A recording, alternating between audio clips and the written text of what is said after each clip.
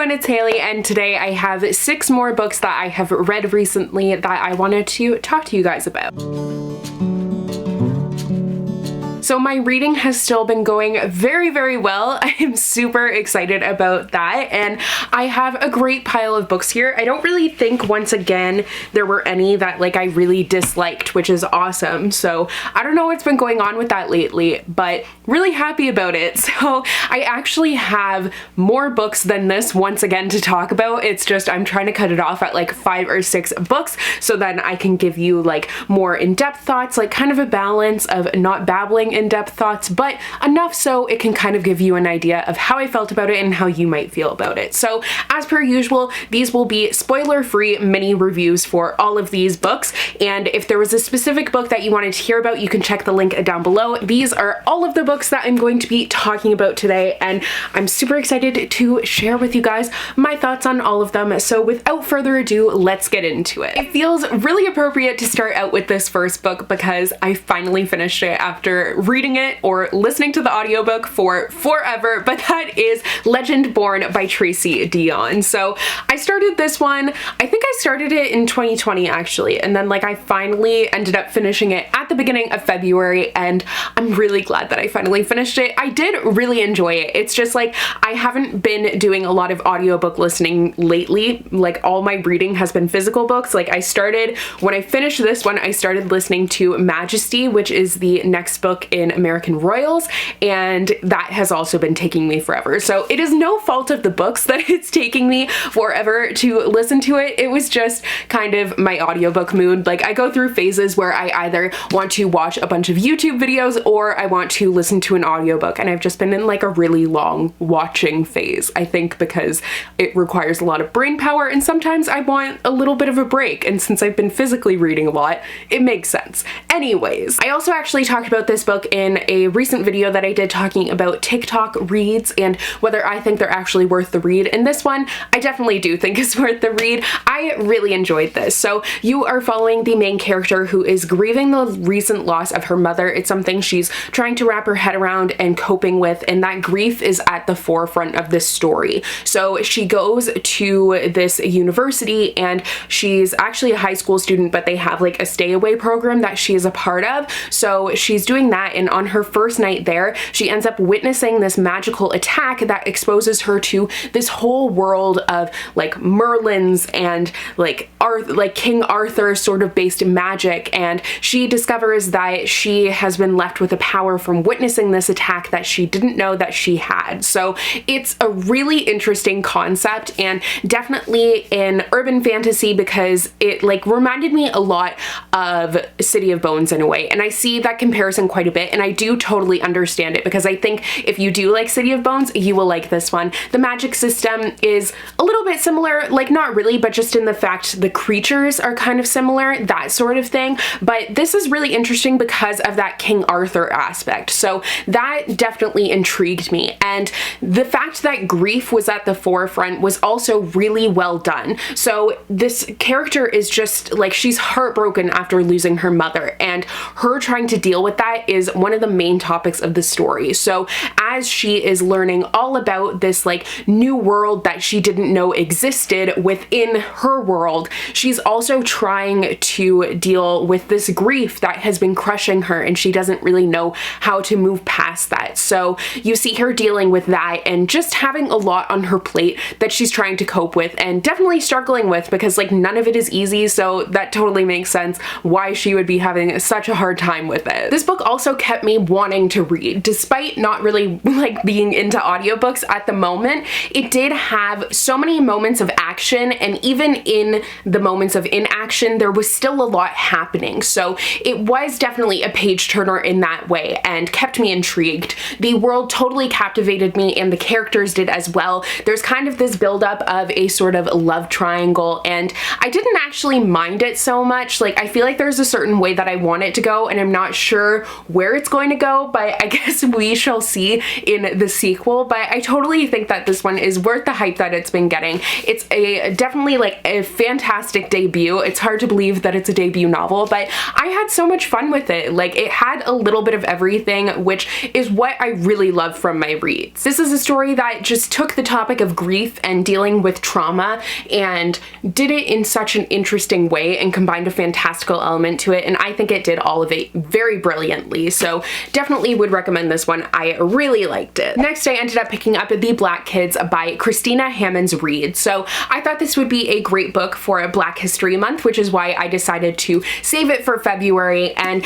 I'm really glad that I read this one. It was not at all what I was expecting, but not in a bad way. Mostly, I think the writing style of this took me by surprise. It's a very unique writing style, and I feel like, that being said, I do feel like there are books that I've read that have kind of a similar writing style, but I can't pinpoint like who I can compare it to and what it reminds me of, but it definitely is a writing style that kind of takes me a little bit to get into, but once I do, I am like hooked on the story. I think that the writing style did suit the storyline perfectly because it's a mix of historical elements that are going to educate you about this time period, because you are following a young girl who is living in LA at the time of the Rodney King riots, and she's learning about racism and like who her friends really are, because she's gone from being one of the girls and having this life where she's kind of carefree, parties, and then she becomes one of the black kids, and she is coping with being othered in that way and trying to understand it.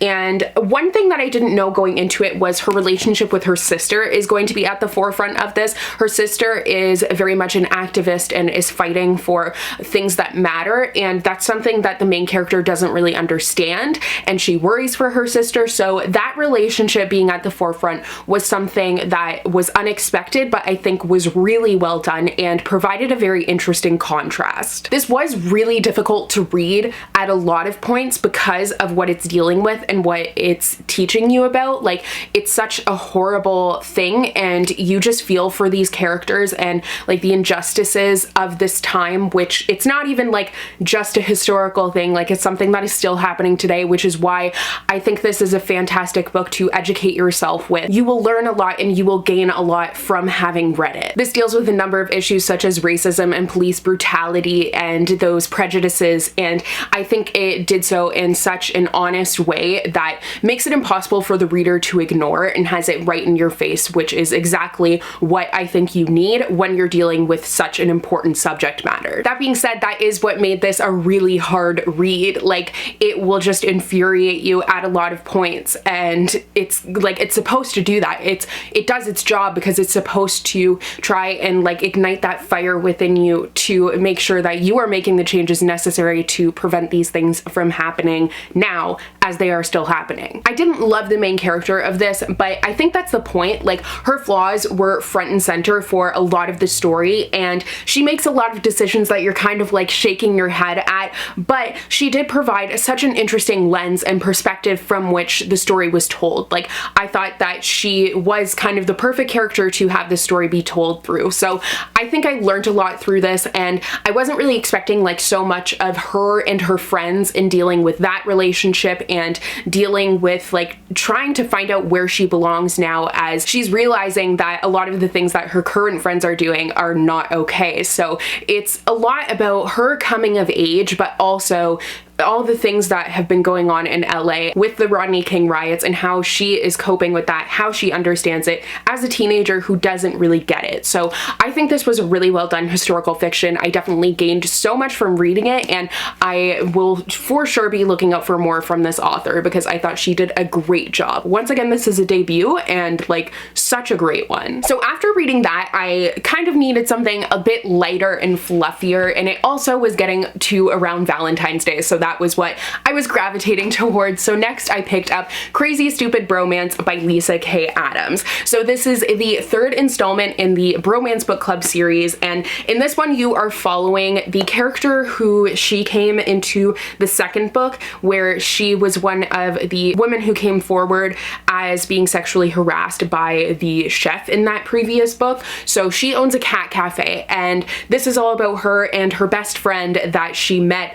in the events of that previous book, and they have just like this dynamite chemistry and they're best friends, but obviously he's in love with her, so it's a friends to lovers sort of story. So I have really like it's complicated feelings about this book, to be entirely honest, because there's a lot of things that I liked about it, but then there are also quite a few things that I kind of have issues with. I didn't hate this one, but I didn't love it either. Like, I enjoyed, like, it's the typical thing where he gets into the book club because he wants to know, like, how to win her over, but, like, there was just a lot of, like, communication issues that were pretty frustrating.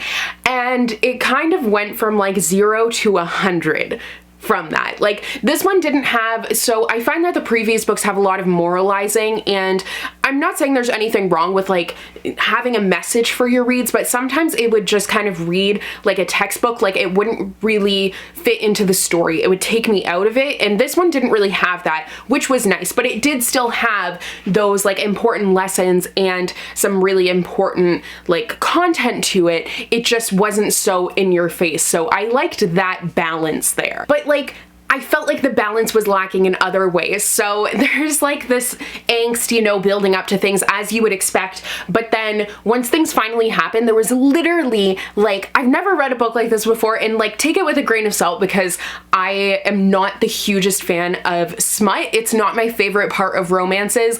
I more like that angst and that build up to that relationship, and like that's why I'm reading a romance. So smut is not my favorite part of a romance. So this one just like it happened, and then there was like 50 at least, like probably more straight pages of just romance and like just smut. And like I'm fine with, like, I understand they finally come together. It's obviously going to happen, but it was just like one after the other and after the other, and I was like, this is kind of a lot. Like, the chemistry is there, and I really liked the couple. I was rooting for them. I love friends to lovers, so that trope was there for me, but it just was like, I was like, wow, okay, we're gonna keep going here. Like, it just kept going. I think the main plot itself was kind of strange, to be honest. So the main character, the main female lead, she finds out that she has a sister, and she never knew her father, so she ends up actually meeting who her father is, and she has to like donate a kidney to him. Not that she has to, but she's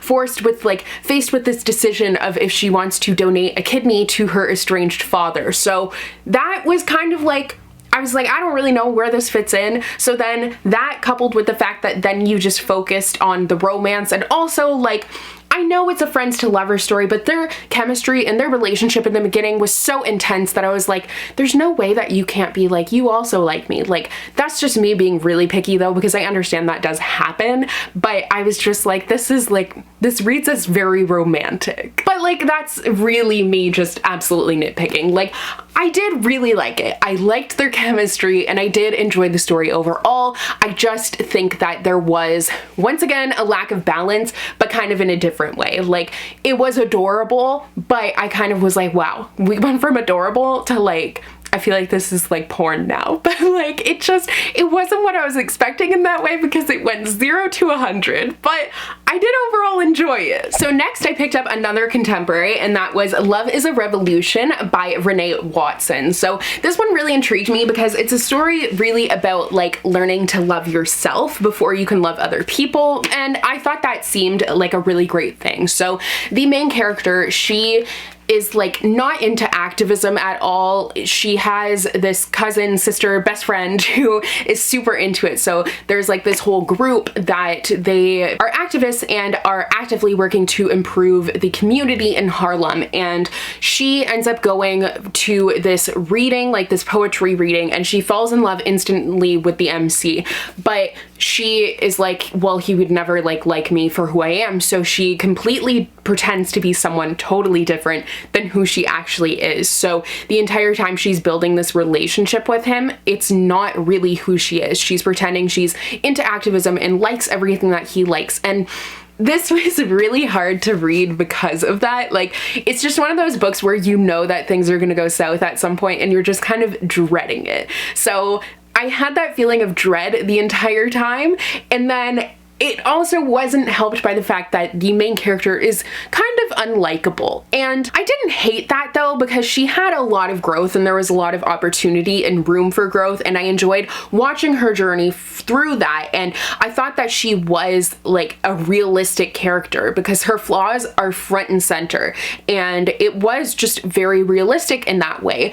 But it does make it kind of difficult to read for someone like me who I prefer more of a likable main character. So it wasn't like my favorite because of that, but I didn't dislike this one. I did really enjoy the message that it had, and I think my issues with it are outweighed by the message that it has, because it really does have a great message to it about learning to love yourself and like going on this journey to fall in love with yourself, which I think is something that is so beautiful and so important as well. I don't think I've ever really read a book where self-love is so at the forefront. Like I feel like Dumplin' by Julie Murphy, that's also another one, but this one just, that was really the focus. There was kind of an external plot, but I felt like the main thing was her and learning to love herself and learning to like make the changes necessary to not feel like she has to like lie when she sees this cute boy that she is interested in. So I felt like her character development was really great, and I think a lot of people could definitely gain a lot from this book because it has a great message to it. But it was a very fast read. I ended up reading this in one day. It didn't take me very long at all, and I think it was really great. I know this author has a lot more books, so maybe I will have to look into more of those. So just two more books to talk about here. So next is Spin the Dawn by Elizabeth Lim. I had been so excited for this book leading up to when it came out, and then I just obviously put it off for like years because this has been out for like 2 or 3 years now and I haven't read it. But I have been like super intrigued by the concept the entire time, and I just decided to pick it up on a whim one day. I was like, I'm kind of feeling like I want to read a fantasy, and thus I started reading this one, and it was really fast in the beginning. So I was kind of confused because I've been using Storygraph, which I think is really great. Like it's an alternative to Goodreads, but I still use both of them. But Storygraph, what I really love is it will show you like the pacing that most readers have said the book is and like the vibes that it has. And this one, it said, I think it said slow paced. I can't remember if it was slow paced or medium paced, but I'm pretty sure it's slow paced. And I was like, I don't really find it slow, but then I understood because this book is kind of divided into 2 parts, and the first part I definitely preferred to the second part. But that being said, I did still like thoroughly enjoy reading this overall. The writing was fantastic, and it was such a vibrant world. Like it was really cool. So that's honestly what sucked me in immediately, was the world. But this is the story of, it's kind of like Mulan in a way, because the main character, her father is summoned to go to this competition to be the emperor's tailor, and she ends up going in his place because he is older, and she just like, she has such a passion for tailoring, but because she's a woman, she's not allowed to actually go, so she ends up disguising herself as a boy to go and compete in this competition. So the competition part is the first part of this, and I super enjoyed that part. But then the second half goes to like this, it's like they're trying to hunt for, so in the synopsis it says this, and you have to like, I'm getting all mixed up here, but in the synopsis on Goodreads it talks about how the final challenge is to make a dress out of the, it's like the tears of the moon, the laughter of the sun, and then I forget what it is of the stars, something of the stars, but basically you have to make a dress for each out of the sun, the moon, and the stars, and that fits into the lore of the world, which was super cool. And like that's the process that totally like hooked me. I was like, making a dress out of those things, like that seems really cool. And the second half is like them hunting for those things, so it turns into this quest narrative that is kind of boring and takes a little bit to read. But it also has some like conveniences where there may have been challenges, but they work out for the narrative that kind of like were a little bit bothersome, but it was overall like really good. Loved this world. So because of that, I was kind of debating reading the next book, which I think is just a companion, but when I went to go and mark it on Goodreads, the reviews were like really bad. Like people who had liked this book really didn't like that one, so I don't know if I will actually end up reading that one. but this one was totally worth the read. Like, it was described as Mulan meets Project Runway, and it totally was. I loved the Taylor competition. That part was really interesting, and it's not that I disliked the second half. Like, there were things that I really liked about it. It just definitely did kind of have like a stark contrast and really divide the book into two. And the romance, I could have done without that, to be honest. I didn't really care about it. I do definitely recommend this book though. Like, I think it was really great overall. Just be warned that it does kind of change in the second half, and that might be like a good or a bad thing depending on your preferences as a reader. For me, it just kind of took the story from something I loved. Like, the stakes were so high in that first half. The competition was really interesting and I didn't know what was going to happen. And then in the second half, it just took the story to something that I really liked and I just wasn't quite in love with. The stakes were still pretty high, but I just didn't really have the intrigue that I did in that first half, but was still so good, loved the world, and definitely one like a great fantasy to get lost in. Okay, and the final book that I'm going to be talking about today, and then I have more books to talk about next time because I have been reading so much lately, but the final book is Take a Hint, Dani Brown by Talia Hibbert. So I was like, this will be the perfect Valentine's Day read, and I'm so glad that I read it because I was kind of skeptical going into this one. I'm not gonna lie, because I read I always get them mixed up now. Get a Life, Chloe Brown last year, and I liked it, but I think my expectations were way too high going into it. So I didn't really enjoy it as much as I had thought I would and as much as everyone else had. However, I had heard like quite a few people who didn't love Chloe Brown. They really enjoyed this one just because like maybe the subject matter appeals to them more, but that was definitely the case for me. I really liked this one. I liked it more than Chloe Brown, but I think just because the subject matter and the tropes are more of my personal taste when reading romances. I will say this is like more smutty than I remember Chloe Brown being, which it must have been this smutty, but it was smuttier than I was expecting. It wasn't like in a bad way. It was like well written and well done. It was just way smuttier than I was expecting. But this deals with the tropes of friends with benefits, which I've never read a romance about that, and I really enjoyed it. And it's kind of like in that way a friends to lovers story, I guess. I mean, kind of. I don't know. Basically, the tropes appealed to me more because Chloe Brown was more enemies to lovers, and I'm not a huge fan of that. But the relationship and the chemistry between these two characters was so amazing. The writing was fantastic. Like, it was witty, it was fun, and I fell in love with both of these characters and both of their perspectives. I love when you get dual perspective in romances. It's one of my favorite things, and I was so glad that you got it here because I felt like these characters were super, super well matched. I honestly laughed out loud at multiple moments reading this, and also just had like the oh reaction because it was adorable. It was a great mix of fun and funny moments, but also so many adorable like times, and it truly warmed my heart. Like, so you have Dani, who she is not interested in a relationship. She is just like, she's just looking to satisfy her needs basically. And then you have the security guard at the school that she works at, the university that she works at, and they're friends like in passing and everything. But there ends up being this thing where there's like this viral video, which wasn't expected. I wasn't expecting that, but that viral video ends up actually being something that could benefit him because he has this foundation where he's looking for donations for that. So that's why they have this fake relationship, but turns into, that's the other thing, fake relationship. I couldn't remember. I knew there were two tropes. It's not friends to lovers,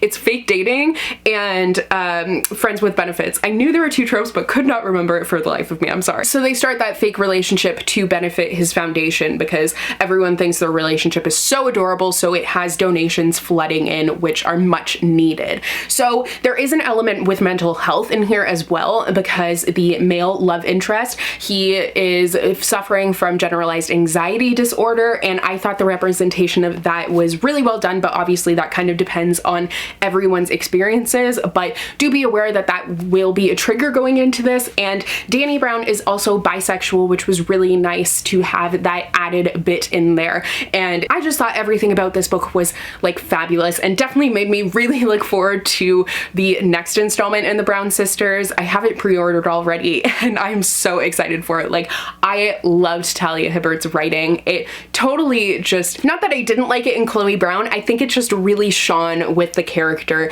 of Dani, and I just had a lot of fun with this, so it was great. Okay, so those are all the books that I wanted to talk about that I have read recently. Please do let me know if you have read any of these, your thoughts on them. I will probably be doing these recent reads videos more often than I was expecting to, just because I have been reading so much lately. I don't know what it is actually I do because I'm too tired to do anything else, but it's been working out really well. So I have 3 more books, and then I'm like about to finish a 4th that I will talk about next time, and like next time I read 5 or 6 books basically is when I will do another one of these. But I hope you guys enjoyed. Thank you so much for watching, and I will see you in my next video soon. Bye!